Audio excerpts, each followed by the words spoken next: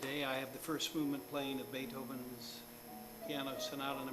29, opus 101.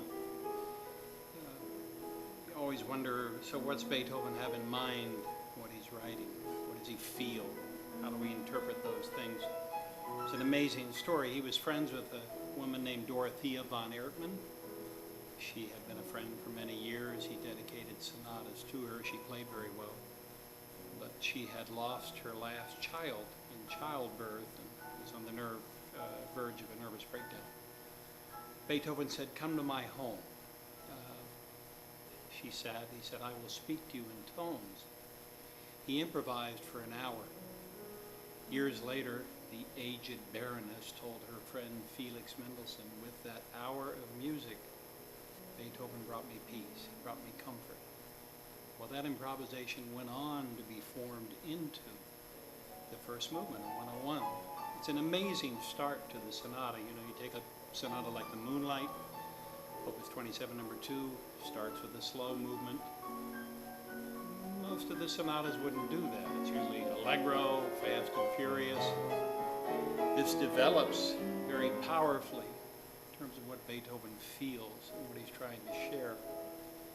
You know, it reminds me when Beethoven first moved to Vienna, 1792, people didn't know who he was. He was writing dances actually on commission for masked balls.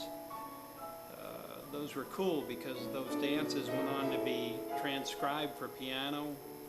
In fact, they're just not that well known. The publisher G. Henley published a fabulous collection of Beethoven's dances, nearly 200.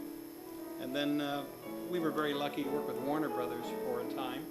Published a 4-volume set of Beethoven piano works, starting with the easiest ones we could find, but lesser known pieces.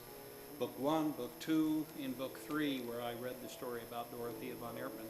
That's where For Release is. Of course, then you come to find out he didn't even write that for a person named Elise. We'll save that for another time.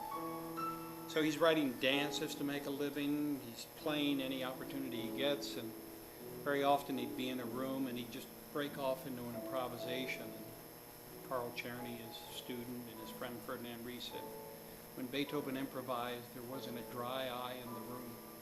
And his spirit soared to a higher place. And a friend said, who will come along to decipher the Sanskrit language of feeling? They're not dots on a page.